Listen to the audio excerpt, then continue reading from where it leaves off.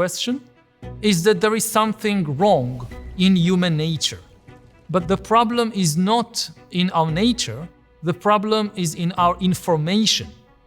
If you give good people bad information, they make bad decisions.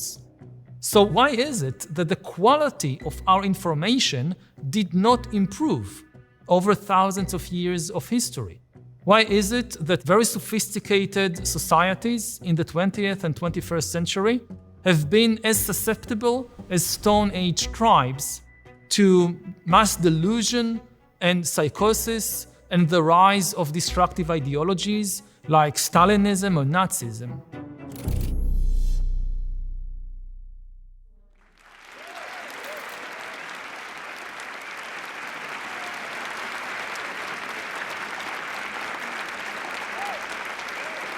Good evening, everybody. Thank you for being here. It is a privilege for me to be here with Yuval. I've been a longtime fan of his back when Sapiens was first published.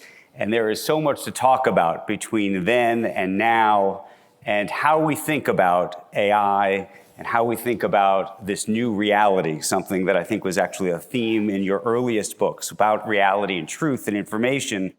And in a world where it's going to become all electronic and in a cloud in the sky in a whole new way, what it ultimately means when you think about history. So thank you for being here.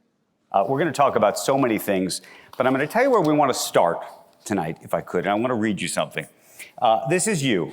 You said that humankind gains enormous power by building large networks of cooperation. But the way these networks are built predisposes them to use power unwisely. Our problem then is a network problem, you call it. But even more specifically, you say it's an information problem. I want you to try to unpack that for the audience this evening, because I think that more than anything else in this book, explains, or at least sets the table for what this discussion is all about. So basically, the key question of the book and of much of human history is, if we are so smart, why are we so stupid? That's the key question. I mean, we can reach the moon, we can split the atom, we can create AI, and yet we are on the verge of destroying ourselves. And not just through one way, like previously we just had nuclear war to destroy ourselves. Now we've created an entire menu of ways to destroy ourselves. So what is happening?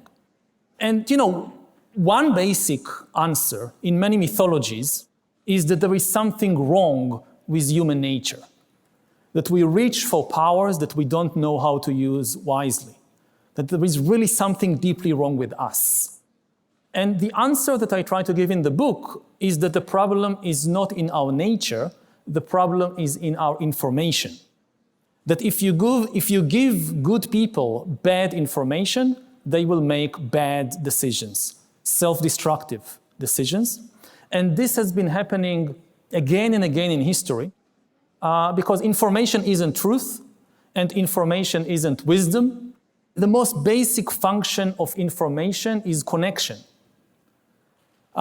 Information connects many people to a network, and unfortunately, the easiest way to connect large numbers of people together is not with the truth, but with fictions and fantasies and delusions. I was going to say, there's a sense, though, that information was supposed to set us free. Information